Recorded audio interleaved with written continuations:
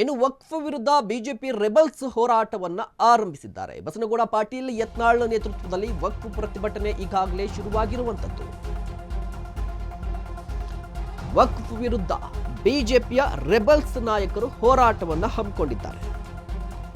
ಬಸನಗೌಡ ಪಾಟೀಲ್ ಯತ್ನಾಳ್ ಅವರ ನೇತೃತ್ವದಲ್ಲಿ ವಕ್ಫ್ ಪ್ರತಿಭಟನೆ. ಬೀದರ್ನಲ್ಲಿ ವಕ್ಫ್ ವಿರುದ್ಧ ಬರೋಬ್ಬರಿ 1 ವಾರ ಪ್ರತಿಭಟನೆಯನ್ನ ಮಾಡಬೇಕು ಅಂತ ಪ್ಲಾನ್ ಅನ್ನ ಹಾಕೊಂಡಿರುವಂಥದ್ದು.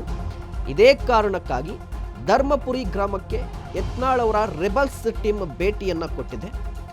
ಈ ಸಂದರ್ಭದಲ್ಲಿ ಆ ಗ್ರಾಮಸ್ಥರ ಅಹವಾಲನ್ನ, ಸಮಸ್ಯೆಗಳನ್ನ ಕೂಡ ಆಲಿಸುತ್ತೆ. ಪ್ರತಿಭಟನೆಯಲ್ಲಿ ಶಾಸಕರು, ಸಚಿವರು ಕೂಡ ಭಾಗಿಯಾಗುವ ಸಾಧ್ಯತೆ ಇರುವಂಥದ್ದು. ವಕ್ಫ್ ಹೋರಾಟ ಈಗ ಬಿಜೆಪಿಗೆ ಒಂದು ಅಸ್ತ್ರ ಸಿಕ್ಕಂತಾಗಿದೆ. ಅದರಲ್ಲೂ ಕೂಡ ಬಿಜೆಪಿಯಲ್ಲಿ 2 ಬಣಗಳಾಗಿರುವಂಥದ್ದು. ವಕ್ಫ್ ವಿರುದ್ಧ ಯಾವ ರೀತಿಯನ್ನ ಹೋರಾಟ ಮಾಡಬೇಕಿತ್ತು ಅಂತ ಹೇಳಿದ್ರೆ ಬಿಜೆಪಿ ತುಂಬ ಪ್ರಖರವಾಗಿತ್ತು. ಮೂಡ ವಾಲ್ಮೀಕಿ ಆದ ನಂತರ ಅತಿ ದೊಡ್ಡ ಅಸ್ತ್ರ ಬಿಜೆಪಿಗೆ. ಬಟ್ ಇದನ್ನ ಯಾವ ರೀತಿ ಯೂಸ್ ಮಾಡ್ಕೋತಾ ಇದೆ ಅಂತ ಹೇಳಿದ್ರೆ ಅವರಲ್ಲೇ ಒಗ್ಗಟ್ಟಿಲ್ಲ ಬಿಜೆಪಿಯಲ್ಲಿ. ಒಂದು ಕಡೆ ರಾಜ್ಯಾಧ್ಯಕ್ಷರಾಗಿರುವಂತಹ ವಿಜೇಂದ್ರ ಅವರು ಒಂದು ತಂಡವನ್ನ ಕಟ್ಟಿದ್ದಾರೆ, ಟಾಸ್ಕ್ ಅನ್ನ ಕೊಟ್ಟಿದ್ದಾರೆ. ಆ ತಂಡ ಒಂದು ಕಡೆ ಹೋಗ್ತಾ ಇರುವಂಥದ್ದು.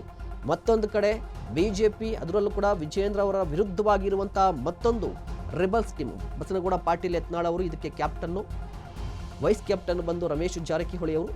ಈಗ ಇವರು ಕೂಡ ಅಖಾಡಕ್ಕೆ ಇಳಿದಿರುವಂಥದ್ದು. ಬೀದರ್ನಲ್ಲಿ 1 ವಾರ ಇವರು ಪ್ರತಿಭಟನೆಯನ್ನು ನಡೆಸ್ತಾರಂತೆ. ಆರಂಭದಲ್ಲಿ ಧರ್ಮಪುರಿ ಗ್ರಾಮಕ್ಕೆ ಭೇಟಿಯನ್ನು ಕೊಡುವಂಥದ್ದು, ಗ್ರಾಮಸ್ಥರ ಜೊತೆ ಮಾತನಾಡುವಂಥದ್ದು. ಇದರ ಜೊತೆಗೆ ಈ ಶಾಸಕರ ಜೊತೆಗೆ ಒಂದಿಷ್ಟು ನಾಯಕರು ಕೂಡ ಭಾಗಿಯಾಗುವ ಸಾಧ್ಯತೆ ಇರುವಂಥದ್ದು ಪ್ರತಿಭಟನೆಯಲ್ಲಿ.